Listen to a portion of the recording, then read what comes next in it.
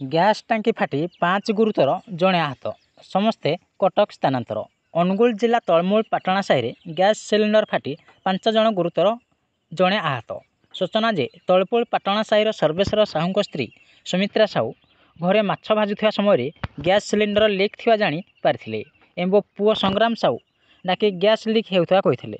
ଏହା ଦେଖି ସଂଗ୍ରାମ ଗ୍ୟାସ୍ ସିଲିଣ୍ଡରଟିକୁ ବାହାରକୁ ଫିଙ୍ଗି ଦେଇଥିଲେ, ଯାହାଫଳରେ ଗ୍ୟାସ୍ ଟାଙ୍କିଟି ବାହାରକୁ ନ ଯାଇ ଘର ଭିତର ଆଡ଼କୁ ଫେରିଆସି ବିସ୍ଫୋରଣ ହୋଇଥିଲା। ଏହି ବିସ୍ଫୋରଣ ସୁମିତ୍ରା ସାହୁ, ସ୍ୱାମୀ ସର୍ବେଶ୍ୱର ସାହୁ, ବାବୁଲା ସାହୁ, ପୁଅ ରଞ୍ଜିତ ସାହୁ ଓ ପୁତୁରା ସଂଗ୍ରାମ ସାହୁ ଗୁରୁତର ହୋଇଥିବା ବେଳେ ତପସ୍ୱିନୀ ସାହୁ ଆହତ ହୋଇଥିଲେ। ସ୍ଥାନୀୟବାସୀ 6 ଜଣଙ୍କୁ ଉଦ୍ଧାର କରି ଜିଲ୍ଲା ମୁଖ୍ୟ ଚିକିତ୍ସାଳୟରେ ଭର୍ତ୍ତି କରିଥିଲେ। ଅବସ୍ଥା ସଙ୍କଟାପନ୍ନ ହେବାରୁ ସମସ୍ତଙ୍କୁ କଟକ ସ୍ଥାନାନ୍ତର କରାଯାଇଛି। Bureau report, news Odisha TV. Gas ଟାଙ୍କିଟା ଘର ଭିତରେ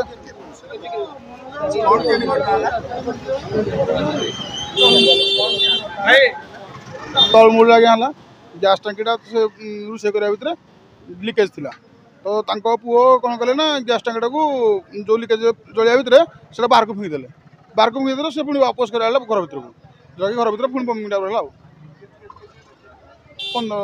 15 କିଲୋ ଅଛି ସେଇଟା। ହଁ, ଯଦି ଘର ଟାଙ୍କି ଆଉ ଛୋଟ ନାହିଁ।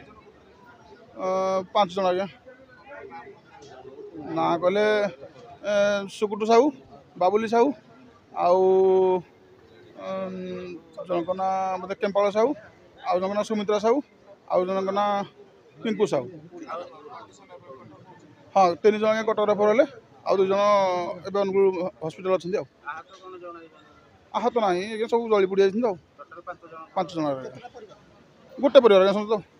ଗୋଟେ